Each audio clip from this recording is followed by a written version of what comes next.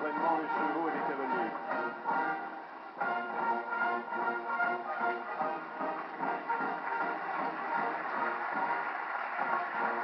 On peut les applaudir, ils sont formidables. On peut applaudir le général Darry aussi. Hein. Il y a tenu, il l'a eu. Vous les voyez conduire leurs chevaux de la seule main gauche. La droite est armée de la lance. Regardez, le président est heureux. Ce sont en fait ses cavaliers à lui, quelque part. Au pas et au trot, et d'une seule main.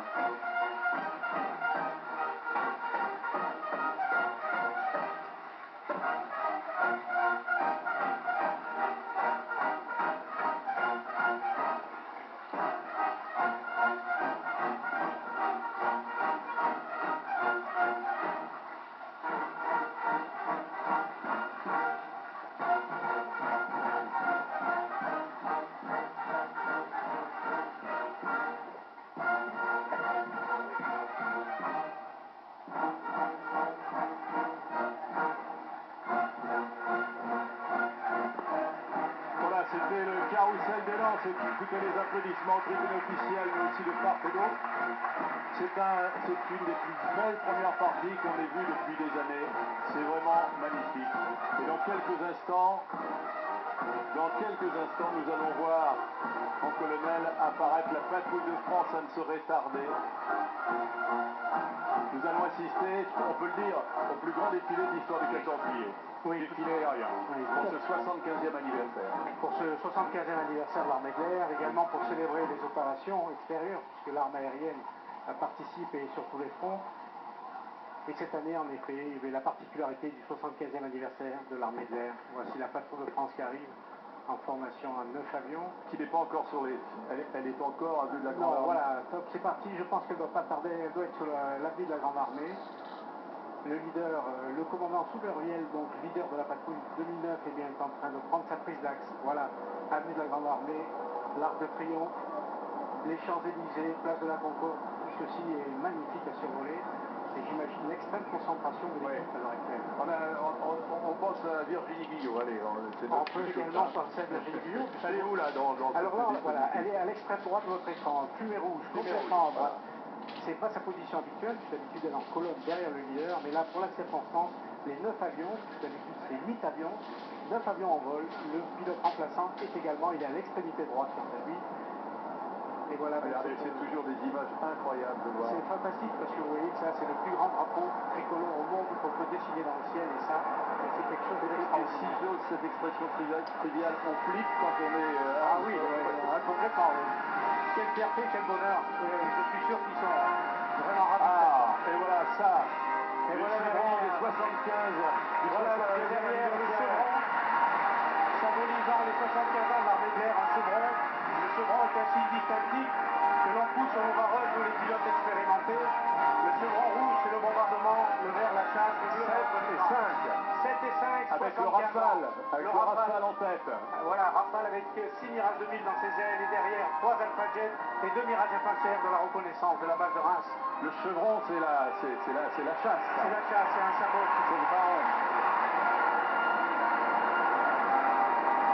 On commence à arriver maintenant, eh bien, voilà l'avion volant, le radar, l'avion AWACS, le 3F AWACS, avion radar de l'armée de l'air.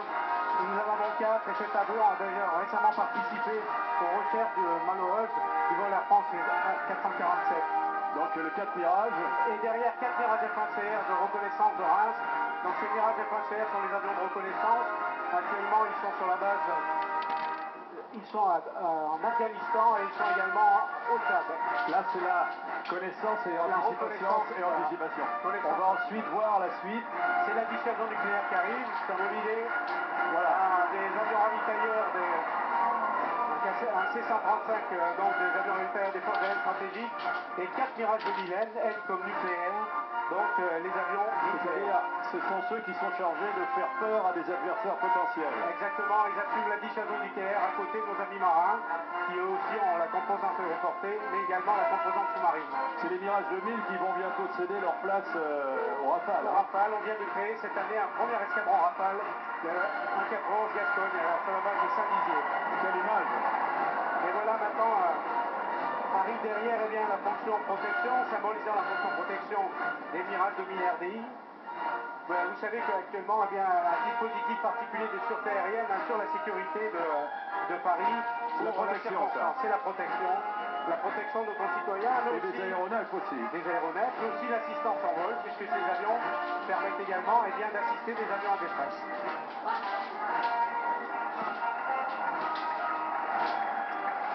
Arrive derrière eh bien, trois rafales. Voilà, le fleuron de la chasse française, qu'elle soit de l'armée de l'air ou de l'aéronautique navale, puisque vous savez que c'est un avion commun aux deux armées. Nous en avons actuellement 74 dans les forces aériennes. Ils ont à bord des radars hyper... Tenez, on est à l'intérieur. Voilà, il y a des radars hyper sophistiqués. Hein. Radar hyper sophistiqué, une technologie qui permet de faire plusieurs missions en même temps. Il est sans équivalent au monde. Il est sans équivalent, soyons fiers de cet avion. Et arrive derrière eh bien, un box de 4 avions de Mirage 2000V. C'est des avions donc, de Nancy. Pour l'anecdote, le leader actuel est un ancien leader de la patrouille de France, le lieutenant Frédéric Giraud, qui aussi a survolé à l'époque. Les Mirage 2000V sont employés actuellement en Afghanistan, à côté des F1CR, et les rafales que nous avons vu passer également sont rentrés d'Afghanistan il y a quelques mois.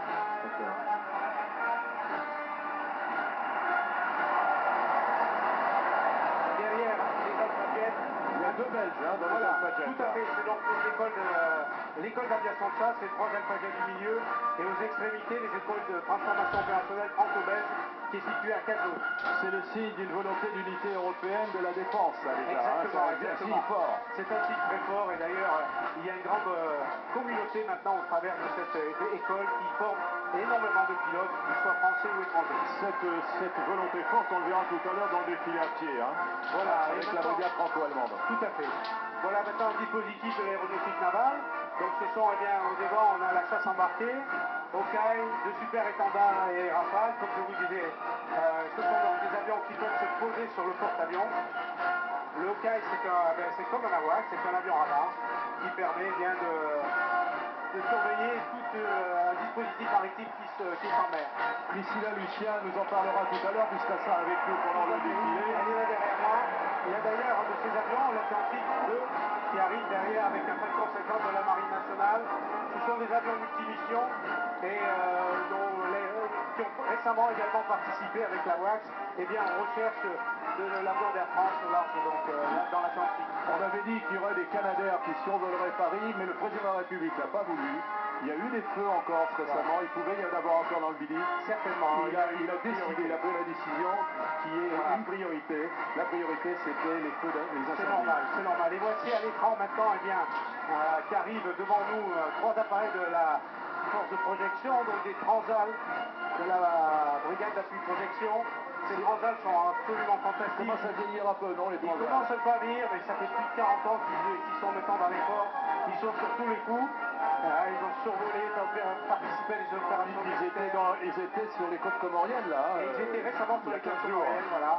Mais grâce à notre maintenance, à notre parfaite maintenance, ces avions continuent de voler, encore et toujours. Et derrière, c'est les écoles. Voilà, c'est l'avenir, c'est l'école, c'est les écoles de transport, c'est Singu. Ces avions sont basés sur la base aérienne d'Avor et forment à peu près une soixantaine de pilotes par an. Alors pour ceux qui ne le savent pas, puisqu'on parle d'école, il y a Avor, c'est l'école de transport. Tout à fait. Et à Cognac qui est quoi? Alors Cognac, c'est l'école de formation initiale, puisqu'au départ à Cognac, se destinent les futurs pilotes de l'armée de l'air, mais aussi de l'aéronautique navale et de l'aviation légère de l'armée de terre. Donc là, on voit il y a Tours aussi. Tours après, c'est plus tard, c'est pour la chasse. Donc la formation initiale est à Cognac, et ensuite vous partez soit à bord sur transport, soit dans la chasse à Tours. Voici donc les groupes 120 en centre avec deux TV30 donc aux ailes, des avions sur lesquels les jeunes pilotes sont formés. On vous avait promis beaucoup d'avions, vous en avez beaucoup, on en reverra ensuite à la fin. Et voilà qu'arrivent les stars du jour. Ce détachement interarmé de l'Inde, invité exceptionnel du président de la République. En tout, ils sont 310 soldats de l'armée indienne à l'honneur pour ouvrir ce défilé.